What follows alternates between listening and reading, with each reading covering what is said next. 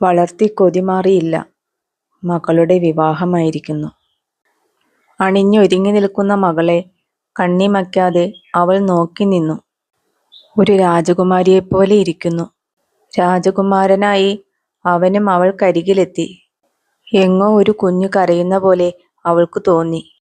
കണ്ണുനീർത്തുള്ളികൾ അവളോട് ചോദിച്ചു, "ഞങ്ങൾ പുറത്തേക്ക് വന്നോട്ടെ?" "അരുത്. തൻ്റെ മകൾ സുമംഗലിയാകുന്ന ദിവസമാണിന്ന്. നിങ്ങളിവിടെ വന്നുകൂടാ," അവൾ അവരെ ശാസിച്ചു. വാദ്യഘോഷങ്ങൾ ഉയർന്നു. താലികെട്ട് കഴിഞ്ഞു. കുങ്കുമച്ചിപ്പിൽ നിന്ന് സിന്ദൂരമെടുത്ത് വരൻ വധുവിൻ്റെ സിന്ദൂരരേഖയിൽ ചാർത്തി. കുറച്ച് സിന്ദൂരധൂളികൾ അവളുടെ നെറ്റിയിലേക്ക് പറന്നിറങ്ങി. അതവളെ കൂടുതൽ സുന്ദരിയാക്കി.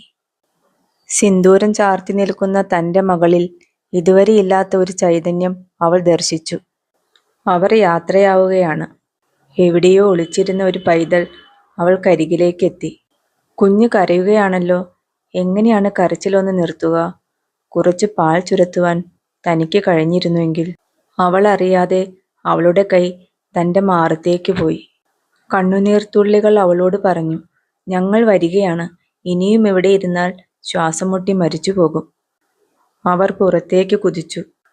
ആരൊക്കെയോ തന്നെ കുലുക്കി വിളിക്കുന്നുണ്ടായിരുന്നു.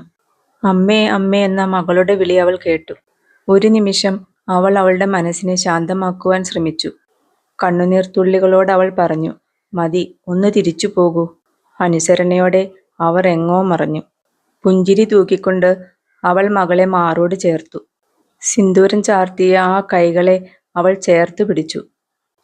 "ഈ കരങ്ങൾ തൻ്റെ മകൾക്കെന്നും തുണയായിരിക്കട്ടെ." അവൾ അവനിൽ അനുഗ്രഹങ്ങൾ ചൊരിഞ്ഞു. അവർ യാത്രയായി. "തൻ്റെ ധർമ്മം കഴിഞ്ഞിരിക്കുന്നു. അവർ ജീവിക്കട്ടെ ഏറ്റവും മനോഹരമായി," അവളുടെ മനസ്സ് മന്ത്രിച്ചു.